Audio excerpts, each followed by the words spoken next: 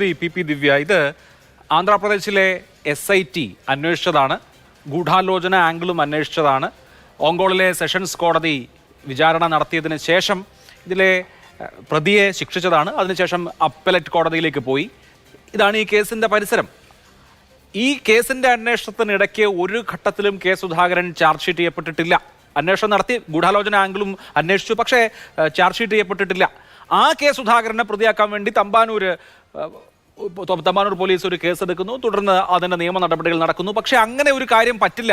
ഒരു കേസിൽ, ഒരു വിഷയത്തിൽ ഒരു അന്വേഷണം നടത്തി, ഒരു FIR ഇട്ട് ഒരു അന്വേഷണം നടത്തി കഴിഞ്ഞിട്ട് പിന്നെ അതേ വിഷയത്തിൽ വീണ്ടും FIR ഇട്ട് അന്വേഷണം നടത്തുക എന്ന് പറയുന്നത് പറ്റാത്ത കാര്യമാണ് എന്ന് ഹൈക്കോടതി പറയുമ്പോൾ അത് രാഷ്ട്രീയമായ തിരിച്ചടി കൂടിയല്ലേ?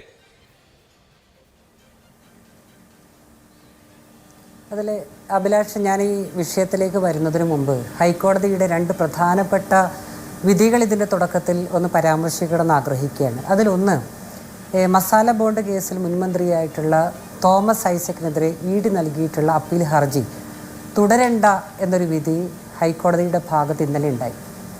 ഇന്നുണ്ടായിട്ടുള്ള വളരെ സുപ്രധാനമായിട്ടുള്ള മറ്റൊരു വിധി, കേരള സർവകലാശാലയിൽ ഗവർണറുടെ താല്പര്യപ്രകാരം നോമിനേറ്റ് ചെയ്യപ്പെട്ട 4 ABVP പ്രവർത്തകരുടെ നിയമനം സംബന്ധിച്ച് ഹൈക്കോടതി റദ്ദു ചെയ്തൊരു വിധി ഇന്ന് വരികയുണ്ടായി. ഞാനിത് രണ്ടിവിടെ പരാമർശിക്കാൻ കാരണം കേരളത്തിലെ മാധ്യമങ്ങൾ സ്വീകരിക്കുന്നൊരു നിലപാടിനെ സംബന്ധിച്ചാണ്.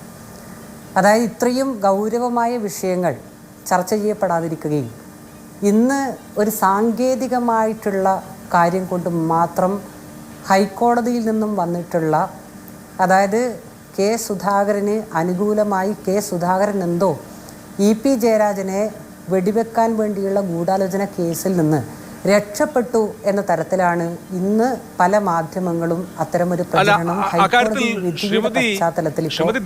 നേരത്തെ പറഞ്ഞ മസാല ബോണ്ട് കേസാവട്ടെ, ഈ പറഞ്ഞ ഇന്ന് 4 ABVP-ക്കാരെ സെനറ്റിലേക്ക് നോമിനേറ്റ് ചെയ്ത ഗവർണറുടെ നടപടി റദ്ദാക്കിയതാവട്ടെ, അതിനേക്കാൾ പ്രാധാന്യം, രാഷ്ട്രീയ പ്രാധാന്യം ഈ കേസിനില്ലേ? കേരളത്തിൽ വലിയ കോളിളക്കം ഉണ്ടാക്കിയ സംഭവമാണ് EP ജയരാജൻ വധശ്രമ കേസ്.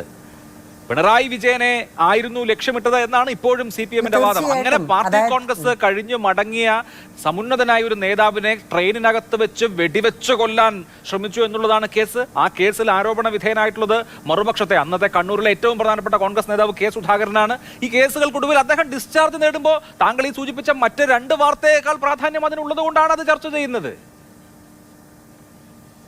അല്ല അഭിലാഷ്, ഞാൻ സൂചിപ്പിച്ചൊരു കാര്യം, ഇതിൽ മാധ്യമങ്ങൾ നടത്തിക്കൊണ്ടിരിക്കുന്ന ഒരു പരാമർശം കെ സുധാകരൻ എന്തോ കുറ്റവിമുക്തനായി എന്ന രീതിയിലുള്ള പരാമർശമാണ്. ആ പരാമർശത്തെക്കുറിച്ചാണ് ഞാനിവിടെ പറയുന്നത്.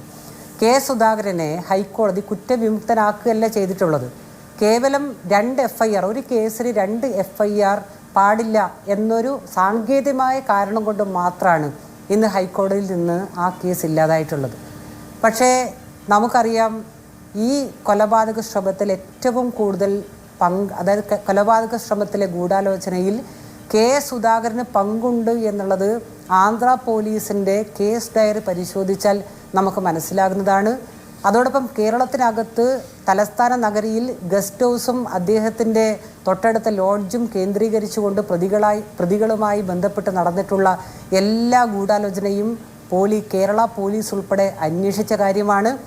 6 മാസക്കാലം, അതായത് കെ സുധാകരൻ പറയുന്നുണ്ട് ഈ കേസുമായി എനിക്കൊരു ബന്ധമില്ല, ഞാനെന്തോ രക്ഷപ്പെട്ടു. 6 മാസക്കാലം ആന്ധ്രാപ്രദേശ് വിട്ട് പുറത്തേക്ക് പോകാൻ കെ സുധാകരന് അനുമതി ഉണ്ടായിരുന്നില്ല. പക്ഷേ കെ സുധാകരനെ രക്ഷപ്പെടുത്താൻ വേണ്ടിയുള്ള നല്ല ശ്രമം നടത്തി. അത് കേന്ദ്ര സർക്കാർ, കോൺഗ്രസിൻ്റെ നേതൃത്വത്തിലുള്ള കേന്ദ്ര സർക്കാർ അതിനുള്ള സഹായം കൊടുത്തു. കേരളത്തിൽ അന്ന് ഭരിച്ച ആന്റണി സർക്കാർ ആവശ്യമായിട്ടുള്ള സഹായം അദ്ദേഹത്തിന് നൽകിയിട്ടുണ്ട്. പക്ഷെ സത്യം നമുക്ക് മറക്കാൻ പറ്റുമോ? സത്യം എന്താണ്? ഈ 2 പ്രതികളും കൃത്യമായി പിടിക്കപ്പെട്ടപ്പോൾ നൽകിയിട്ടുള്ള മൊഴി, 2 വാടക കൊലയാളികൾ പറഞ്ഞ കാര്യം, തങ്ങൾക്ക് EP ജയരാജനെ വെടിവെക്കാൻ വേണ്ടി തന്ന തോക്ക് അത് കെ സുധാകരൻ കൈമാറിയതാണ്. അതുകൂടാതെ ഇതിനാവശ്യമായ 10,000 രൂപ കെ സുധാകരൻ കൈമാറിയതാണ്.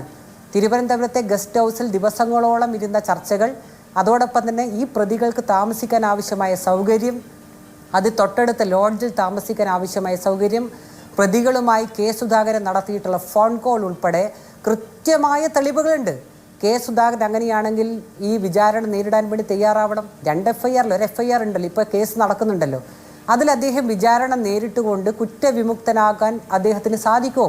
ആ അല്ല, വിചാരണ ആ നേരിടാൻ വേണ്ടി കേസിന്റെ വിചാരണ തയ്യാറാവണം എന്നുള്ളതാണ് ഞങ്ങൾക്ക് പൂർണ്ണമാവുകയും പറയാനുള്ളത്. ഈ ഹൈക്കോടതിയിലെ ദിനേശനെ കേസും ശിക്ഷിക്കുകയും അതിനുശേഷം അപ്പലേറ്റ് കോടതി ഈ ദിനേശന്റെ മുകളിൽ ചുമത്തിയിട്ടുള്ള ഗൂഢാലോചന 120B റദ്ദാക്കുകയും ചെയ്തതാണ്. ആ കേസ് വിചാരണ പൂർത്തീകരിച്ചതാണ്. പിന്നെ ശ്രീമതി ദിവ്യ പറഞ്ഞല്ലോ ഈ കേസിൽ കെ സുധാകരനെ കുറ്റവിമുക്തനാക്കിയിട്ടില്ല എന്ന്. ഞാൻ ഹൈക്കോടതി ഉത്തരവിന്റെ അവസാനത്തെ വാചകം വായിക്കാം.